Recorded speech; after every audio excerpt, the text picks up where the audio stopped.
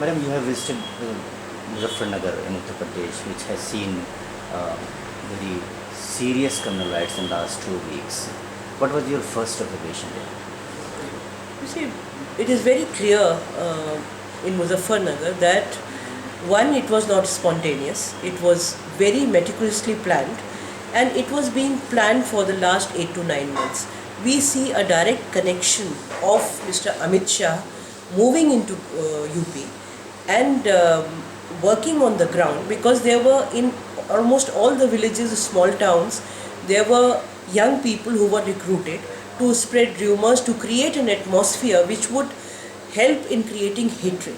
And there have been instances which we have quoted in our report for the last 8-9 months where Muslims were being attacked continuously, taken down from buses, from railway stations, and even very small altercations in villages and other places were being turned into communal altercations. Although they were not, all kinds of things keep happening in a village, but every incident was given a communal color.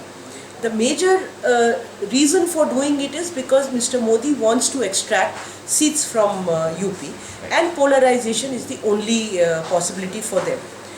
The kind of violence that has taken place is absolutely in intensity. It is like Gujarat. Only the spread is smaller than Gujarat, but intensity is like Gujarat.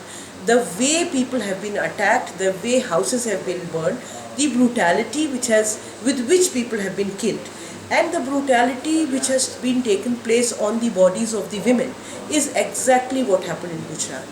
We met not too many, but at least we were able to interview a few cases of gang rape victims where it is the same pattern what was happening in Gujarat. So at one level it is extremely frightening, and Muzaffarnagar is only an experiment. They want to do it across UP. What is also very important to say here, on one hand, yes, it is the Sangh Parivar, it is the whole network of the Sangh Parivar, RSS and Vishwa Hindu Parishad and Bajrang Dal and other organizations which have done these riots, but also the local administration did not do anything to stop them. They were there, the police was there as mute spectators. And I fail to understand that whether it is the state intelligence or even the central intelligence, when it was happening for the last 8-9 months, these are danger signals in any society which point towards the possibility of riots taking place. Why steps were not taken to stop them? So there they have failed definitely. Once the army moved in, even then the army remains under the control of the local SHO. They are deputed to go to a place, to a village, only when the SHO tells them. So it actually becomes ineffective. When we visited one of the affected villages, Lisar, army went with us, but even with the army, the kind of atmosphere and fear that existed there is no way, if for us it was impossible to enter without the army, you can understand that for the people whose houses have been burned, whose girls have been raped, and people who have been killed. In Lisar, we have heard that even people were, I don't have direct evidence of it, but there were people who told us that there was a saw machine on which people were cut and thrown into a pyre which was burning. So, the brutalities, as I am saying, the intensity which I am saying, is exactly like Gujarat. And Could you notice the involvement or maybe the political conspiracy of the state government run by Samajwadi Party behind these riots? you see, I won't say that. I won't say political conspiracy. But I would say that by not stopping it, you become a party to it. Because when something is happening in your state and you are unable to get your police into act, then you become a party to it.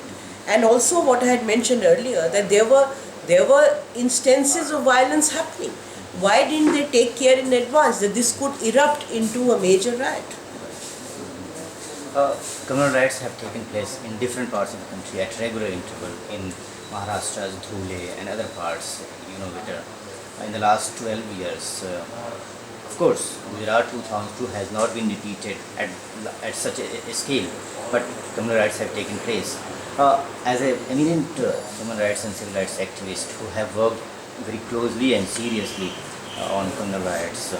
What do you think? What could be the permanent solution to the menace of communal riots? You see, one, that I don't think there are solutions which can happen overnight. What one has seen, especially since you mentioned Dhule riots, what we have seen in Dhule riots, in Forbisganj, in Gopalgarh, that the character of riots is also in many places changing. It is in all these three places, in Dhule, Forbisganj and Gopalgarh, it is the community versus the police, which means that the state police has become so communalized that they have opened fire on Muslims in all these three places, one-sided opening of fire. So any solution which one looks at has to keep in mind that the police force has to be decommunalized. That is the first step, that your police force needs to be sensitized, to be decommunalized, and it has to have a sizable proportion of people from the minority community who are more sensitive, or people who are extremely secular. Every police station must have 2 to 3 extremely secular police officers who would stop this kind of happening. When you have police officers and police cadre, which is itself communal, it is very difficult to stop. Because whether it was Gujarat, whether it was Gopalgarh, whether it was Muzaffarnagar, everywhere we have heard victims saying that the police told them that we will not save you, we are here to save only the Hindus.